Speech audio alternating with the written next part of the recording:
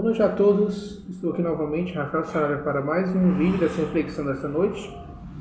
A mensagem de hoje está presente em Atos dos Apóstolos, capítulo 8, versículos 1 ao versículo 3, certo? Atos dos Apóstolos, capítulo 8, versículo 1 ao 3. Mas antes da gente começar a mensagem dessa noite, vamos fazer uma oração.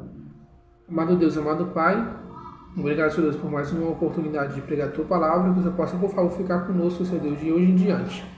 E abençoa a leitura da Tua Palavra, em nome de Jesus Cristo. Amém.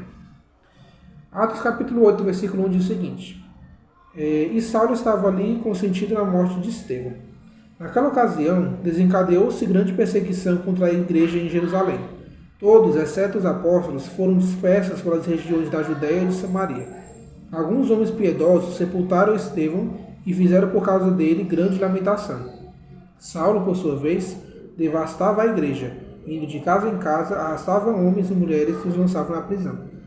Aqui a gente vê a história, o grande começo, se a gente vai chamar de grande começo, da igreja cristã entre os judeus, lá em Jerusalém, após a ascensão de Jesus aos céus e também após o Pentecostes, certo? Onde os discípulos receberam o Espírito Santo e começaram a pregar e viraram apóstolos, certo?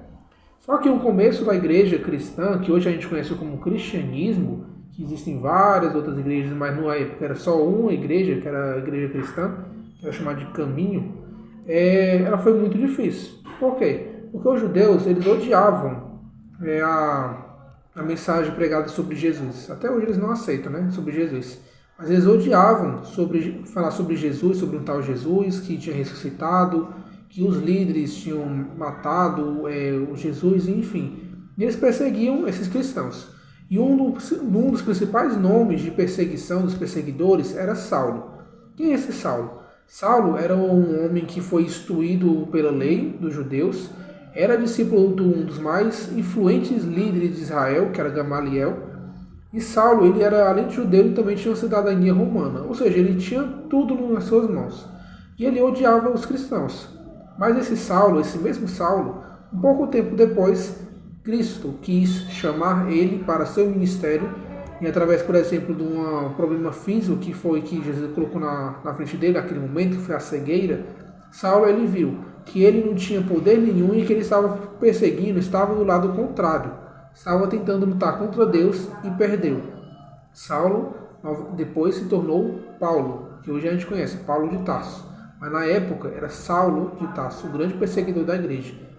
Mas os discípulos que a gente pode ver, tanto os discípulos quanto também os seguidores do cristianismo, nessa época eles foram muito oprimidos. Alguns foram presos, outros foram mortos, outros foram dispersos, ou seja, espalhados pela Judéia e por Samaria e depois por todo o mundo. Mas o que a gente pode entender disso aqui é que Deus, ele nunca abandonou a sua igreja.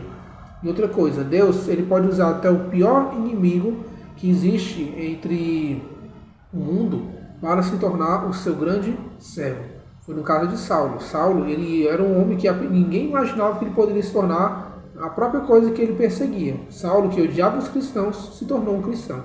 Do que a gente pode aprender isso daqui é que também, mesmo na dificuldade, Deus, ele levanta homens que a gente nunca imaginaria, homens e mulheres, que a gente nunca imaginaria que seriam capazes, seriam poderosos na mão de Deus. Só que Deus, ele levanta para ajudar o seu povo. Então essas três verdades que a gente deve guardar no nosso coração para acalmar nosso coração em tempos de crise, em tempos de dificuldade. Entenderam? Vamos fazer uma oração. Amado Deus, amado Pai, obrigado, Deus, por essa oração desta noite. Que o Senhor possa, por favor, ficar conosco e nos fortalecer, Deus, em momentos de crise e levantar a Tua igreja quando ela parecer estar caindo aos frangalhos, Senhor Deus. Por favor, nos fortalece e nos une, em nome de Jesus Cristo. Amém.